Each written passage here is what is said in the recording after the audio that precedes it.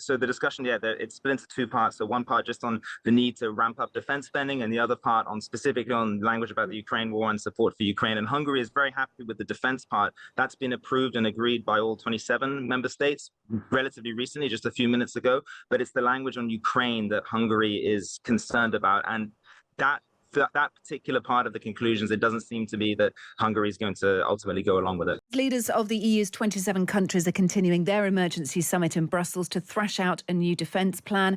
One of the most pivotal moments for the bloc's security since World War II. Under discussion is a substantial sum, €800 billion for defence, pending EU leaders' approval.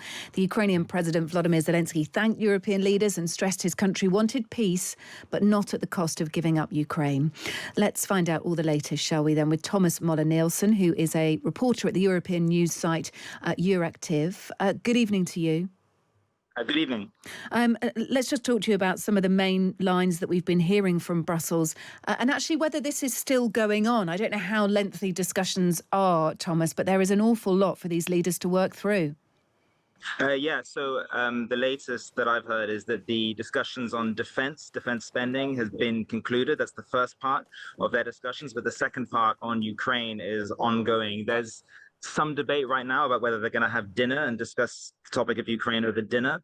But most people expect the current summit to end within the next couple of hours maximum. OK, we know, don't we, that Volodymyr Zelensky has confirmed that the US and Ukraine will resume talks next week. Ukrainian politicians will travel to Saudi Arabia to meet senior Donald Trump administration officials. That according to the website Axios, which appears to be good news and things moving in the right direction.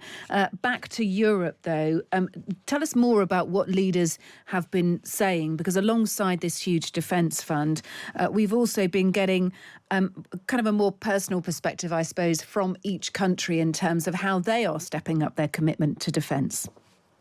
Yeah, so right now the main thing that European leaders or that most other European countries have been trying to do is trying to get Slovakia on side. So right now it seems that it's pretty much every other member state. So 26 of the 27 member states kind of opposed to Hungary. So Slovakia, what they wanted in the European Council conclusions was language about restarting this gas pipeline through Ukraine from Russia.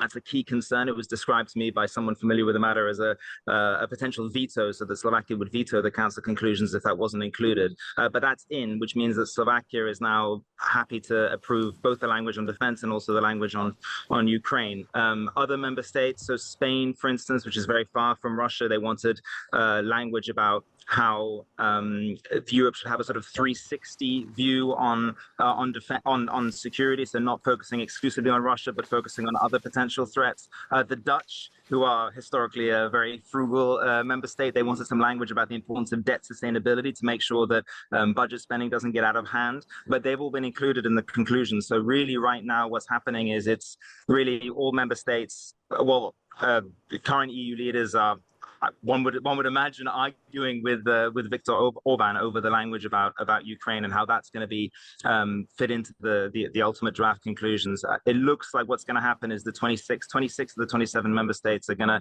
release their own conclusions without Hungary's support ultimately. OK, so Hungary potentially won't be involved in this at all. Is that how the other EU and the other nations of Europe get around really not including them, or get around the hurdle that is Viktor Orban, who of course is the most pretty aligned to Vladimir Putin? Yeah, so Hungary is very happy. So the discussion, it's split into two parts. So one part just on the need to ramp up defense spending, and the other part on specifically on language about the Ukraine war and support for Ukraine. And Hungary is very happy with the defense part. That's been approved and agreed by all 27 member states relatively recently, just a few minutes ago. But it's the language on Ukraine that Hungary is concerned about, and that particular part of the conclusions, it doesn't seem to be that Hungary is going to ultimately go along with it. OK, we heard from the French President Emmanuel Macron last night the proposal to allow European allies to shelter under the French nuclear umbrella. Was that discussed at all today? I know that Donald Tusk has, in some of his discussions, today said that French proposal on nuclear deterrence should be seriously considered as part of this broader plan that we've been talking about to coordinate European defensive capabilities.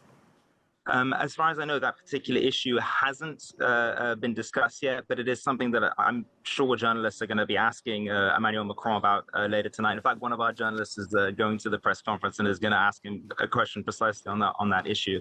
But as far as I know, that's not been the major topic of discussion, at least so far this evening. But again, the discussion is not yet over, and there's still a lot of discussion, or at least several hours of discussion left to go. What else are we expecting from this? What else are you looking for, Thomas?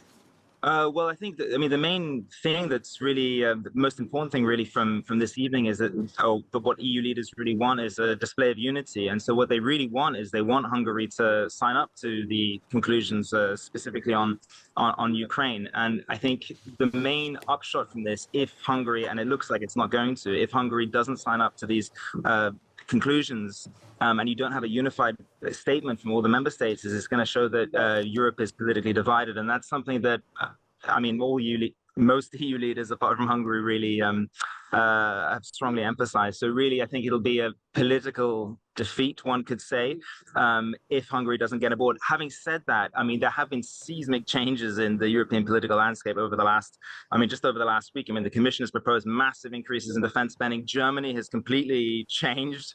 A traditional fiscal hawk is now in favor of massive increases in defense spending.